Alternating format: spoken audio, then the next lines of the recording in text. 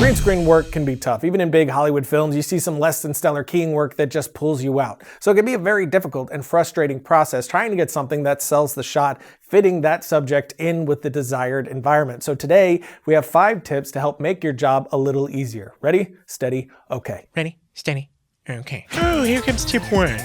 Our first tip is all about making your actor fit into the environment we are placing them in. A great way to help sell this is camera movement. This can be done by either shooting locked off and adding movement in post, like Thompson did in this shot from our Extinction pack promo. He also put a full VFX breakdown of that promo, which you can find in the links in the notes below. But the second and more effective way to do this would actually be to move the camera like you would in a real location. And to keep yourself from pulling your hair out in post, it's best to put some markers on the green screen to track later. Tracking markers come in all shapes and sizes and colors. Ultimately, you want something to give you a nice amount of information and pixels for your software to track. It's also easier if your tracking markers are green.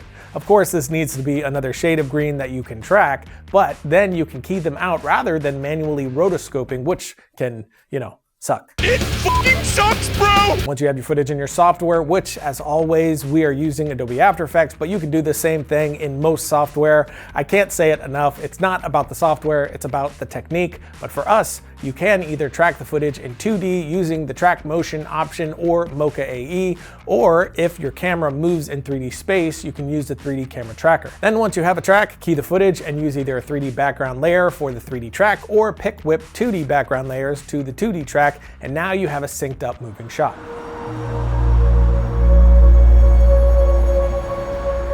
Tip 2, don't mind if I do.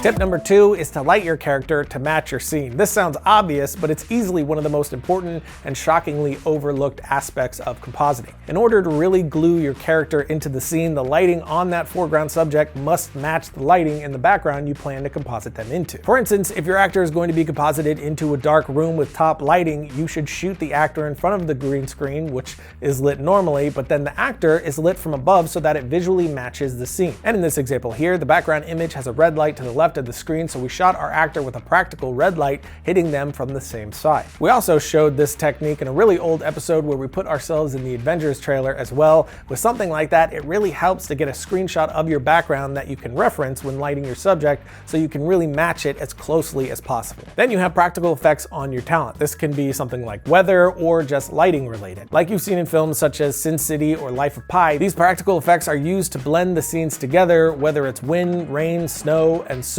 on. All of these help the actor look like they're a part of the scene, which is a rule to any visual effect. As much interaction you can have within the frame, the more the effect is going to sell in the end.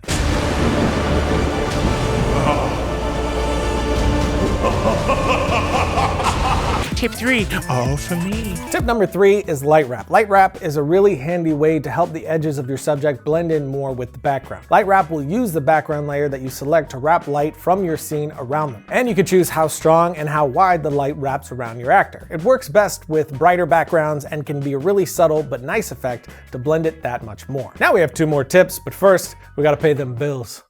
The dollar bills. Josh, do you feel me? No, you're across the room. Exactly. It's physically impossible. Domain.com is all your website needs, including .com and .net domain names and intuitive website builders to take the first steps in creating an identity online. They're affordable, reliable, and have all those tools to build a website to start sharing your ideas with the world on a professional website. And no domain extensions are going to help you tell your story like a .com or .net domain name. And if you want to brand yourself online, Domain.com has over 300 domain name extensions to fit your needs from .club to .space. And of course, the good folks at Domain.com want to show you love by giving you 15% off their already affordable prices when you buy domain names, web hosting, and email. Just use the coupon code FilmRight at Domain.com's checkout. So when you think domain names, think Domain.com. Logo. Welcome back.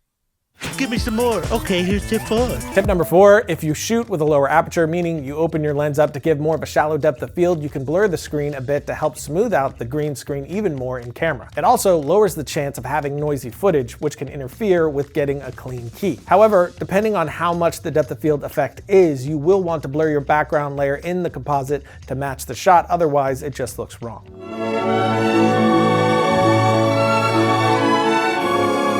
Surprise! Tip 5. And our last tip is for movement. If your actor is moving a lot or you have wind blowing in the actor's hair, this can introduce messy edges in the key like you see here, since the motion you captured has a good amount of motion blur, making it hard to get a good key on those edges. And that can be really hard to fix, but a good workaround here is to film with a higher shutter speed to decrease that motion blur. The less of that blur we have, the less of an issue with blending pixels between the actor and the green screen is going to be. With a higher shutter speed, you're going to get much cleaner edges like this, but you also get that high shutter speed look, which might not be what you want for the scene. But you can always reintroduce motion blur by using something like CC Force Motion Blur, which comes free with After Effects, or Real Smart Motion Blur, which is what I'm usually using. It is a plugin that you would have to buy, but it's one of the best I've used, so there's that.